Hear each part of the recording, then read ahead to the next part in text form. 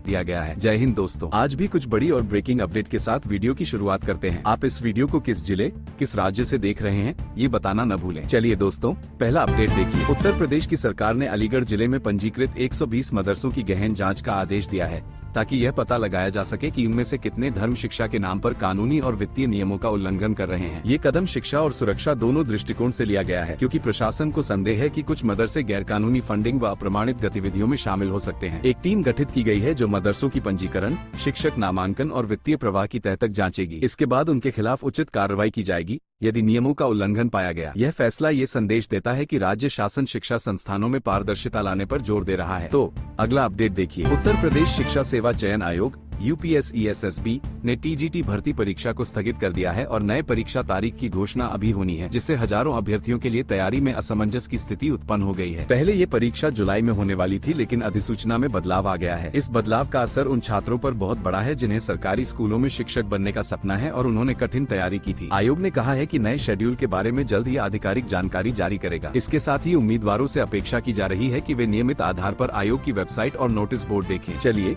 एक और अपडेट देखिए। उत्तर प्रदेश सरकार ने पिछड़े वर्ग के युवाओं के लिए फ्री कंप्यूटर कोर्स की योजना का दूसरा चरण शुरू किया है और 20 नवंबर से आवेदन प्रक्रिया खुल रही है। इसमें O लेवल और CCC कोर्स शामिल हैं। इस योजना का मकसद है कि आर्थिक रूप से कमजोर वर्ग के युवा डिजिटल दुनिया में आत्मनिर्भर बन सकें और नौकरी योग्य हुनर हासिल करें। पंजीकरण ऑनलाइन किया जा सकेगा और पात्रता के लिए कुछ शैक्षणिक और आय मानदंड निर्धारित किए गए हैं। ये पहल डिजिटल साक्षरता बढ़ाने और रोजगार के नए रास्ते खोलने की दिशा में कदम है। और वहीं अगला अपडेट देखिए। मुख्यमंत्री योगी आदित्यनाथ ने चुनिंदा उम्मीदवारों को संदेश देते हुए कहा है कि वोटर लिस्ट के SIR फॉर्म भरना उनकी जिम्मेदारी है और इस प्रक्रिया के जरिए विपक्ष को ये दिखाने का मौका है कि वह लोकतंत्र की मर्यादा को लेकर गंभीर नहीं है। उन्होंने ये भी कहा कि इस संशोधन के माध्यम से सत्यापित मतदाता सूची तैयार होगी और भविष्य में किसी भी प्रकार की घुसपैठ को रोका जा सकेगा। यह उनका स्पष्ट संदेश है कि वोटिंग प्रक्रिया में पारदर्शिता जमीनी स्तर पर होनी चाहिए। चलो अगला अपडेट देखिए। उत्तर प्रदेश में SIR प्रक्रिया अभी भी जारी है और राज्य चुनाव अधिकारी ने ऑनलाइन और ऑफलाइन दोनों माध्यमों से फॉर्म भरने का मार्गदर्शन जारी किया है। निवासियों को अपनी जानकारी सही भरने और समय पर जमा करने का अनुरोध किया गया है। यह उन लोगों के लिए मौका है जिनका नाम पहले मतदाता सूची में शामिल नहीं था या पिछले एक दशक में स्थानांतरण हुआ है। BLO घरों में जाकर फॉर्म जमा कर रहे हैं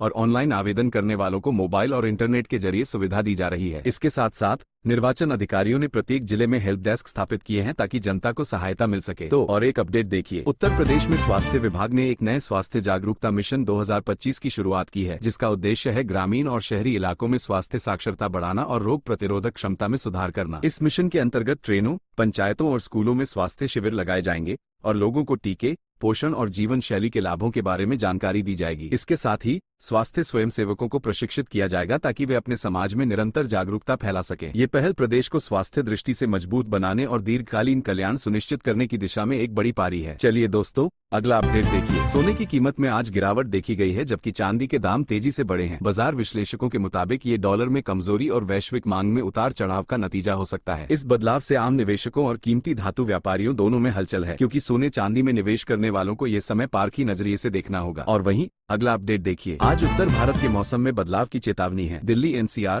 यूपी और बिहार समेत अन्य हिस्सों में तापमान में गिरावट के साथ हल्की बारिश या बूंदाबांदी की संभावनाएं बनी हुई हैं। मौसम विभाग ने घने बादल और हल्की हवाओं के संकेत दिए हैं, जिससे कुछ इलाकों में मिनटों मिनटों में मौसम बदल सकता है। यात्रियों और बाहर निकलने वालों को सलाह दी गई है कि वे गर्म कपड़े रखें और बारिश पानी से बचाव के साधन तैयार रखें। चलिए दोस्तों अगला अपडेट देखिए। UPPCL के संविदा कर्मचारियों के लिए चेतावनी दी गई है। यदि कोई संविदाकर्ता बिजली विभाग की ड्यूटी के अलावा गैरकानूनी काम करता पाया गया तो उसे उसकी नौकरी से हाथ धोना पड़ सकता है। ये सख्त आदेश चेयरमैन ने जारी किया है ताकि विभागीय अनुशासन बनाए रखा जा सके और कर्मचारियों में जवाबदेही सुनिश्चित हो। तो अगला अपडेट देखिए। उत्तर प्रदेश के शिक्षा मंत्री ने शिक्षकों को निर्देश दिया है कि वे क्लास शुरू होने में 15-20 मिनट की देरी को व्यवहारिक कारणों के नाम पर हावी न होने दें। उन्होंने स्पष्ट किया है कि नियमित पठन पाठन ही प्राथमिकता है और छात्रों को समय पर पढ़ाई मिले। ये कदम उस शिकायत के जवाब में आया है कि कई शिक्षक प्रैक्टिकल बहाने बनाकर समय से नहीं आते। मंत्री के मुताबिक स्कूलों में नियमित उपस्थित होना और जिम्मेदारी भाव उन मानकों में शामिल हैं जो शिक्षकों के मूल्यांकन में मायने रखेंगे। चलो अगला अपडेट देखिए। उत्तर प्रदेश सरकार ने घोषणा की है कि लगभग 1000 निर्माण श्रमिकों को इजराइल भेजा जाएगा ताकि वहां बेहतर रोजगार के अवसर मिले। चयन प्रक्रिया बहुत जल्द शुरू होगी और उम्मीदवारों को वर्क वीजा तथा ट्रेनिंग दी जाएगी। यह फैसला उन मजदूरों की आर्थिक सहायता के लिए एक बड़ा कदम है जिन्हें सीमित स्थानीय मौके मिलते हैं। और एक बड़ा अपडेट, दक्षिण पूर्व रेलवे ने अपने 2025 के अप्रेंटिस भर्ती अभियान की शुरुआत की है। कुल 1785 पदों के लिए ऑनलाइन आवेदन 18 नवंबर से शुरू होंगे और 17 दिसंबर तक चलेगा। आवेदन के लिए आवश्यक योग्यता में 10वीं पास होना और संबंधित ट्रेड का ITI प्रमाण पत्र होना शामिल है। चयन मेरिट लिस्ट के आधार पर किया जाएगा। तो अगली खबर देखिए। अमेठी जिले में बिजली बिल माफी योजना के अंतर्गत अब उपभोक्ताओं को OTS यानी वन टाइम सेटलमेंट के दायरे में लाया जा रहा है। इसका मकसद उन उपभोक्ताओं को राहत देना है जो पिछले महीनों से या वर्षों से बिजली के बिल नहीं भर पा रहे हैं। इसके तहत बिल बकाया राशि पर छूट और किस्त विकल्प दिए जा सकते हैं। इससे उपभोक्ताओं को भारी आर्थिक बोझ से निजात मिल सकती है और विद्युत वितरण कंपनी को भी वसूली में मदद मिलेगी। चलिए दोस्तों, अगला अपडेट देखिए। रेलवे कैटरिंग एवं पर्यटन निगम IRCTC ने 60 से अधिक पदों के लिए आवेदन की अंतिम तिथि घोषित की है और इन पदों के चयन में परीक्षा नहीं होगी, सिर्फ साक्षात्कार के आधार पर निर्णय होगा। इस प्रस्तावित भर्ती में हॉस्पिटैलिटी मॉनिटर जैसे पद शामिल हैं, जहां आवेदनकर्ता को तेज तर्रार सेवा क्षमता के साथ जाना होगा। नौकरी प्रवास सरल बनाया गया है ताकि योग्य प्रत्याशी जल्द आवेदन कर सकें और जल्द चयन प्रक्रिया में शामिल हों। उम्मीदवारों को सुझाव दिया गया है कि वे आवश्यक कागजात और योग्यता जल्दी से जुटा लें। यह मौका सरकारी सेवा चाहने वालों के लिए एक अवसर द्वार हो सकता है। तो अगला अपडेट देखिए। उत्तर प्रदेश लोक सेवा चयन आयोग द्वारा आयोजित एक्स-रे टेक्नीशियन भर्ती परीक्षा का परिणाम अभी तक घोषित नहीं हुआ है, जिसके कारण हजारों अभ्यर्थी परेशान हैं और उन्होंने मुख्यमंत्री के नाम ज्ञापन सौंपा है। परीक्षा 25 जुलाई को आयोजित हुई थी और दस्तावेज सत्यापन भी हुआ था, फिर भी परिणाम में देरी जारी है। अभ्यर्थियों ने आयोग से आग्रह किया है कि जल्द परिणाम जारी किया जाए ताकि चयन प्रक्रिया आगे बढ़ सके। कहा गया है कि इस देरी ने उम्मीदों पर पानी फिराया है और कई अभ्यर्थियों का मानना है कि भविष्य की योजना प्रभावित हो सकती है। चलिए दोस्तों,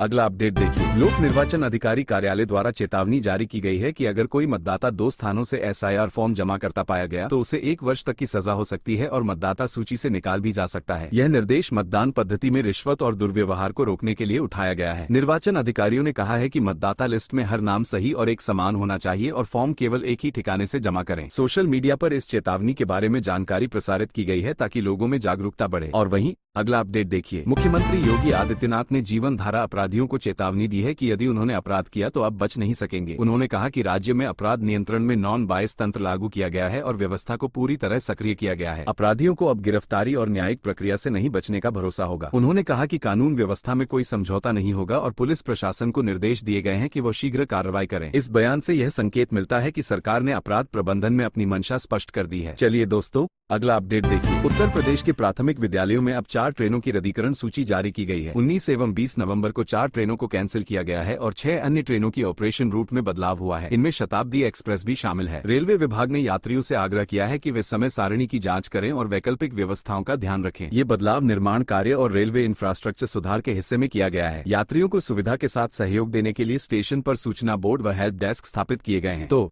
अगली खबर देखिए दोस्तों। रेलवे यात्रियों के लिए एक नई सुविधा की घोषणा की गई है। अब राजधानी, शताब्दी एवं वंदे भारत ट्रेन में भोजन विकल्प नहीं दिया जाएगा, बल्कि रेल नीर जैसे पेयजल को निःशुल्क उपलब्ध कराया जाएगा और अन्य खाद्य विकल्प यात्रियों को खुद चुनने होंगे। इस फैसले का उद्देश्य भंडारण व्यवस्था व शिकायत प्रबंधन को सरल बनाना है। अगली प्रक्रिया में ये देखा जाएगा कि यात्रियों की संतुष्टि व यात्रा अनुभव में सुधार हुआ है या नहीं। तो दोस्तों, ये थी आज की कुछ महत्वपूर्ण खबरें और जानकारियां जो आपके लिए बेहद उपयोगी साबित हो सकती हैं। ऐसी जानकारी आपको शायद और कहीं एक साथ न मिल सके, इसलिए रोज की ताज़ा खबरों के लिए हमारे चैनल को सब्सक्राइब जरूर करें और वीडियो को लाइक नहीं किया तो लाइक करें। साथ में अपने जिले का नाम कमेंट में लिखें ताकि आपके जिले से जुड़ी हर जानकारी आप तक पहुंच सके। धन्यवाद।